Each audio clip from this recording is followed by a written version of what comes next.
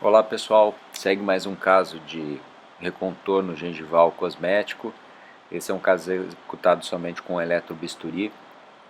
A situação inicial da paciente com um sorriso alto, os dentes basicamente quadrados, com um pouquinho de desgaste na região incisal e também precisando que essa proporção, a nova proporção estética fosse realizada contra o tecido gengival. Então, além de aumentar o comprimento dos dentes, a gente planejou que fosse feito um pouco do recontorno gengival. Não muita coisa, questão de 1,5 mm a 0,5 de milímetro, dependendo do dente escolhido,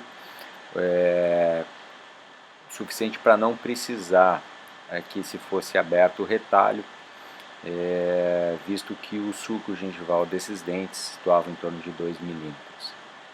Aí já com a região toda anestesiada, somente anestesia na região vestibular e o eletrobisturi. A dica que eu tenho para dar nesse vídeo especificamente é sobre a intensidade do uso do eletrobisturi. Quanto maior a tua intensidade, maior o corte, mas ele também é mais irregular. Quanto mais baixo a intensidade, você tem um controle melhor da área em que o eletrobisturi acaba fazendo a incisão ou a retirada do tecido gengival. Então, eu normalmente utilizo o eletrobisturi na função de corte e não de cauterização, porque cauterização o corte é muito irregular e eu regulo o meu eletrobisturi acima do mínimo possível. Então, se o teu eletrobisturi ele começa a promover corte, vamos pôr na potência 4, você vai subir para a potência 5, 5,5 para realizar a primeira parte do recontorno cosmético. Depois que você finalizou essa primeira parte, dando um contorno mais grosseiro, você vai baixar um pouquinho mais essa intensidade dos teus 5,5. Isso é um exemplo, cada eletrobisturi você vai achar uma potência específica. Você vai baixar para um 5 ou 4,5, que é uma intensidade extremamente baixa, para você fazer o finalzinho do recontorno só regularizando as pequenas rebarbas de tecido gengival que acabaram sobrando do primeiro corte. Aí vocês estão vendo a medição ou a conferência das medidas que foram previamente estipuladas lá do nosso recontorno, para que durante o nosso recontorno a gente acabe não perdendo essa noção, pois o lábio está todo afastado, o sorriso é anestesiado do paciente, então é importante que você estipule e faça o seu planejamento e anotação do teu planejamento antes de começar toda a cirurgia. E o compasso de pontas secas, ele é importante para você sempre ir conferindo essa proporção.